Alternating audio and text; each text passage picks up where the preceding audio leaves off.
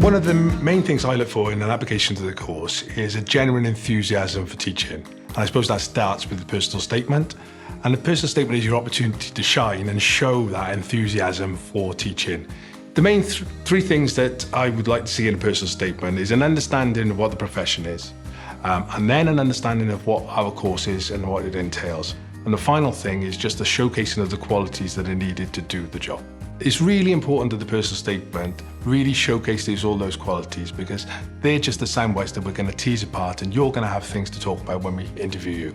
So some simple tips for writing a personal statement really in general is make sure you plan thoroughly in advance, whether that's bullet points of what you're going to include or just have some sort of rough structure to follow.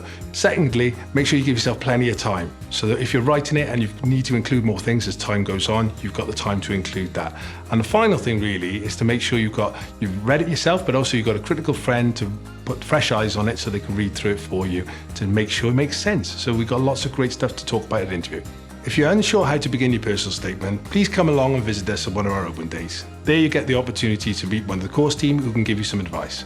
You can also contact our admissions team at the university, who are more than happy to support. The first thing to understand about an interview, it's not a daunting experience. It's an opportunity for us to get to know you and you to get to know us. At an interview, all we're trying to assess is your suitability for the course, the profession, and the opportunity for you to expand and show that you've got the skills necessary to be a success on the course, but more widely in the profession in the future. When it comes to interview, it's a very informal process. You'll meet some members of the course team, some of the lecturers you will have. Then it's into the discussion and the interview part, but again, it's an informal interview. The first question is, why do you want to be a teacher? That's the starting point for the discussion. Following on that, there might be further questions. What do you know about the new curriculum forms in Wales? But again, those are just the starting points, and then the discussion opens up and you sell yourself. My top tips for the interview day are: make sure you know your personal statement. Make sure you've read it thoroughly beforehand, so that's going to form the basis of the conversation, because that's telling us about you. Make sure you've rehearsed some answers. We know what some of the questions would be. Practice them prior to coming. And then when you arrive, be calm, be confident, and the most important thing, smile. Following the interview, an applicant should receive a decision within a few days, successful or not.